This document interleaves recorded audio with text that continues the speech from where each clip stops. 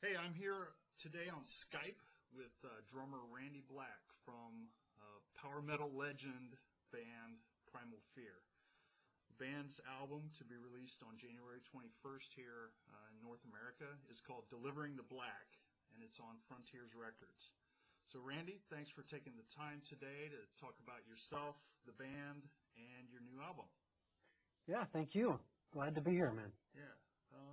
I've been listening to it quite a bit and published a review last week for it, and I'm impressed with it. It's an album from Primal Fear, who's a band that I haven't always completely gotten into, but this one just does something a little more for me. So you can definitely consider me a fan.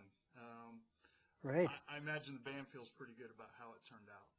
Yeah, definitely. And well, I think for me, and I probably could speak for the other guys too, maybe we're a little bit surprised just how well the feedback has been. I mean, you know, we were all very confident that it was going to be a great CD, but you can't always predict, you know, how the press or, the critiques will be on it.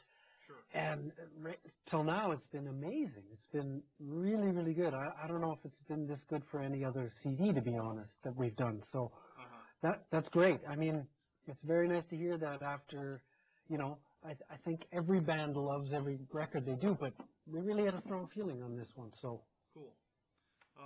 It sounded like you had a good time playing on the song Inseminoid in particular.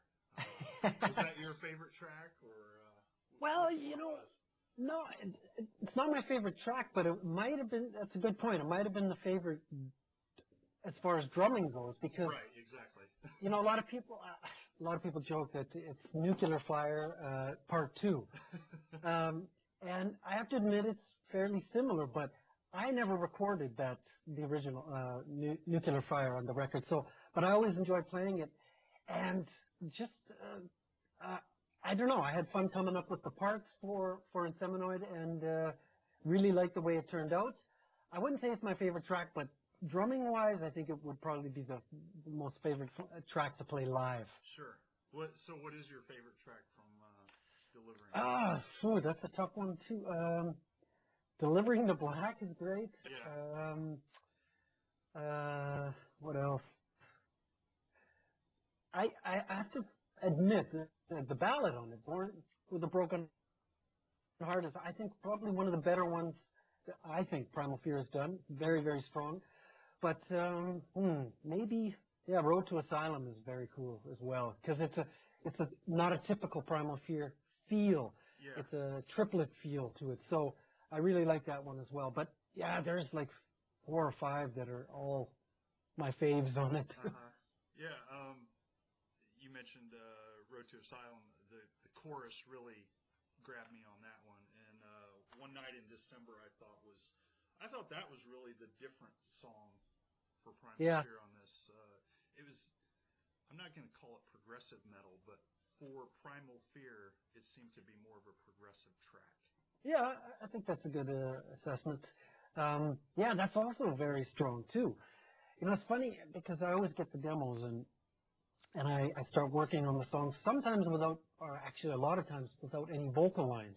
Sure. So I have to imagine it. And a lot of times, it's funny, tracks that, you know, maybe I'm not so into playing when I have the demos. Like, for example, in Seminoid, I was, you know, great. It was fun and lots of cool drum parts and stuff. But some other tracks are just, you really don't know how they're going to turn out. And in the end, I end up liking them a lot more because they just have this whole different feel to them and a whole different life when it's got the vocal lines and it's been mixed. And One Night in December was one of those, for sure. Mm-hmm. Okay, cool. Yeah. Germany's pretty well known for the number of metal bands and its acceptance there. And, you know, European power metal is certainly a kind of a distinctive thing. What is it about Primal Fear, do you think, that kind of sets yourselves apart from the rest of the crowd? Good question.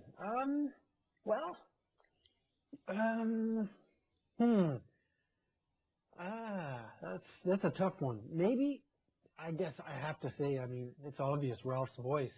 I mean, there's very few that can belt out, you know, in all ranges like he can.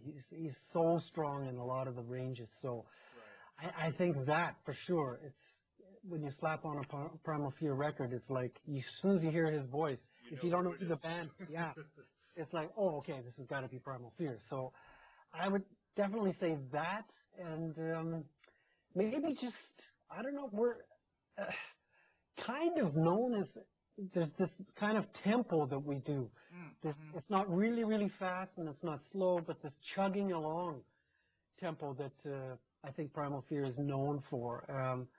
So I think that kind of sets us maybe apart as well. Okay. Yeah. All right. How about some more personal Randy Black kind of questions? Sure. I'm curious and I ask this in almost every interview, what musical situation gives you the greatest satisfaction? Studio, the songwriting process, and usually the answer is playing live. So.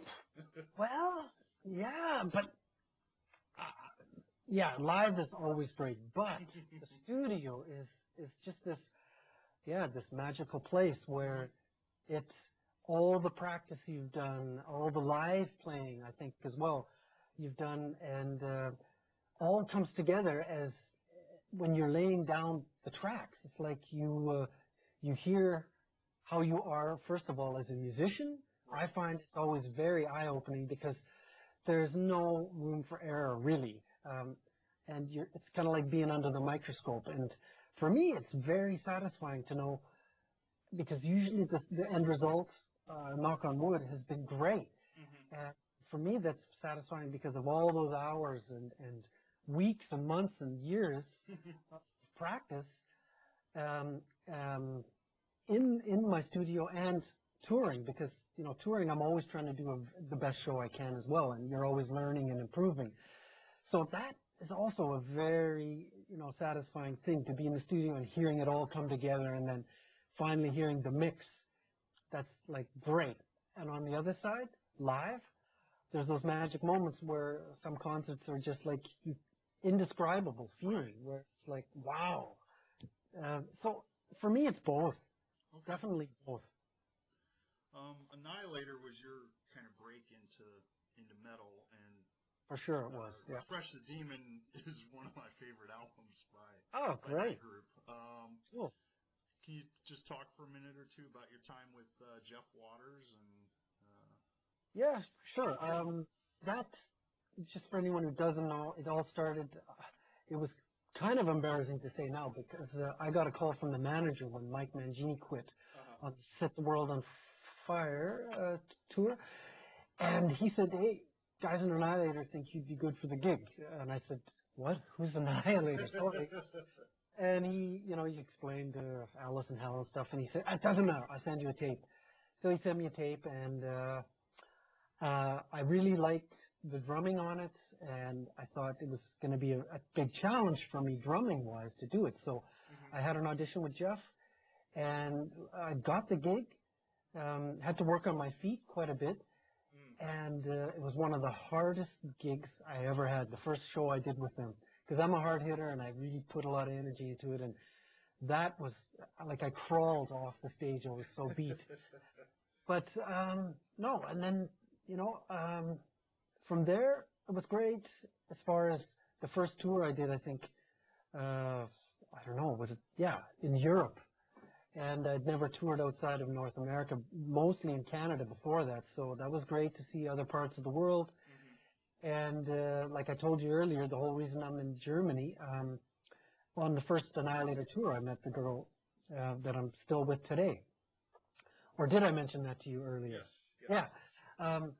So yeah, some good things came out of it, and it wasn't all fun and games, but whatever. I'm happy where I am now, and that's all because of the history I have. So yeah, sounds like a great experience to have, for sure. Yeah, definitely. And the guys, for anyone who doesn't know, one of the lineups was with Joe Comeau and Russ Berquist, and I'm in a band with those guys now, a side project called Dusk Machine. And that is a very cool and positive thing, and happy with too. Unfortunately, we don't do a lot of touring, but it's great playing with those guys, the Ex-Annihilator guys. Okay, cool.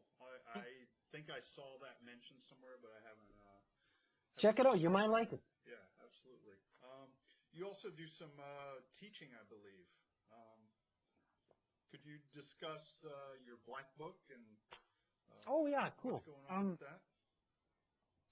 Well, a few years ago, one of the drum companies that I was endorsing asked for some professional video for promotion and stuff. So, long story short, after checking into it, it was going to cost so much that I ended up coming up for an idea, a concept for an instructional drum DVD. Mm-hmm.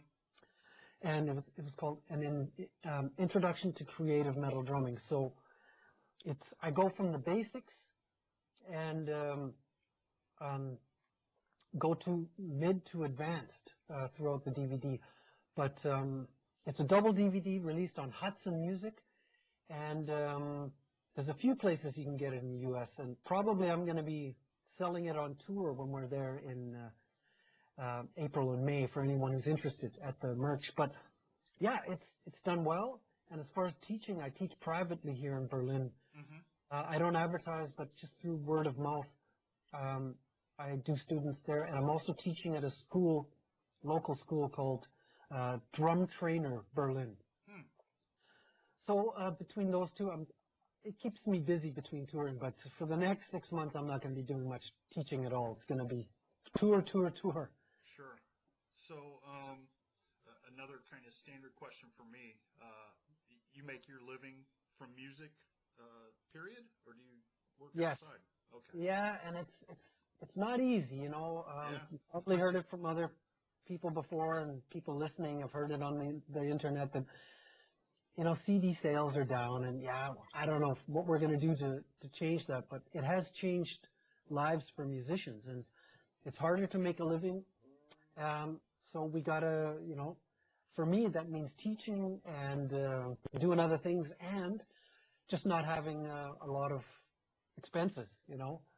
Not, for example, I don't own a house or a car, and that allows me to keep doing doing what I love, playing and touring and stuff like that. So, but yeah, it's not easy, but you know, got to make it happen.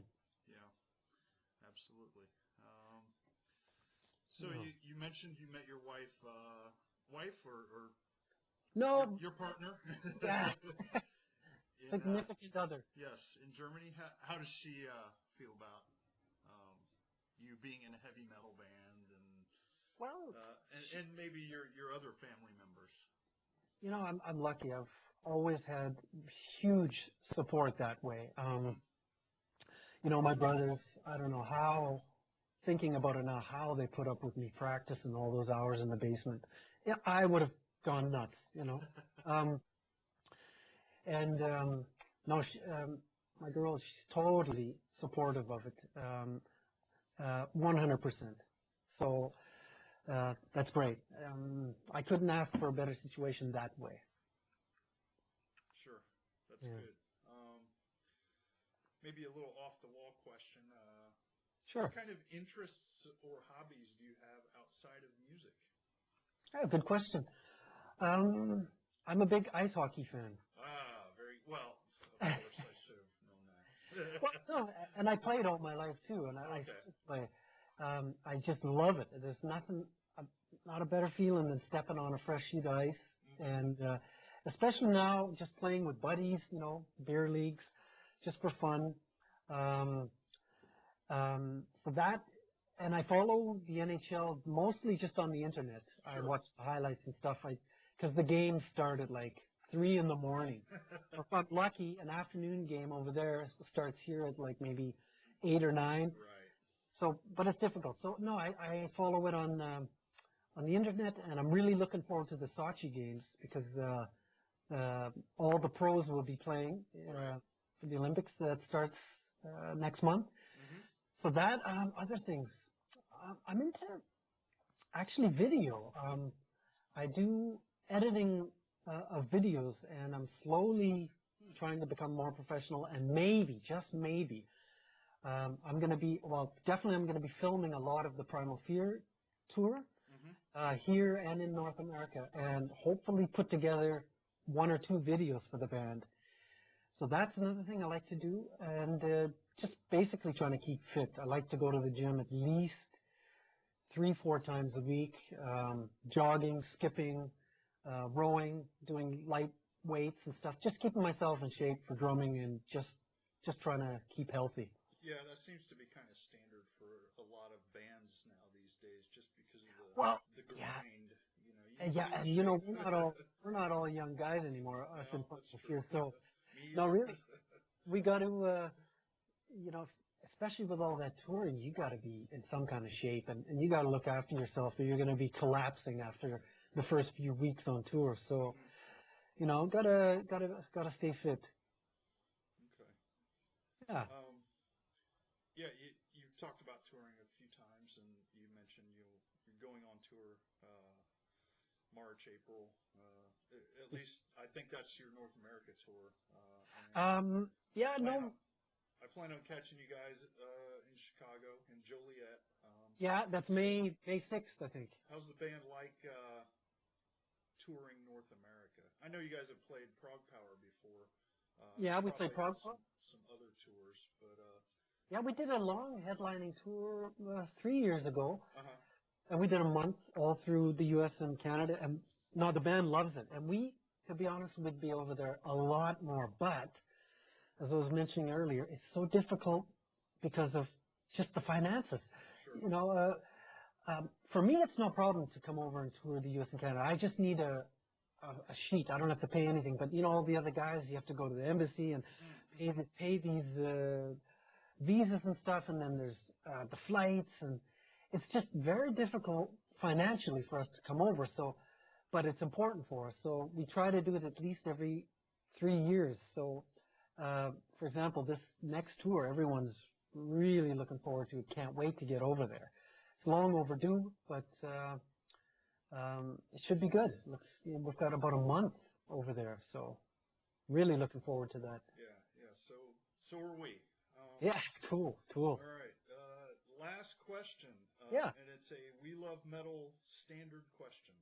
Okay. What advice do you have for aspiring musicians and bands? We have a lot of musicians who read the site. So. Okay. Yeah, kind of like what I was mentioning earlier, what I do to keep doing it is go into it with reasonable expectations. And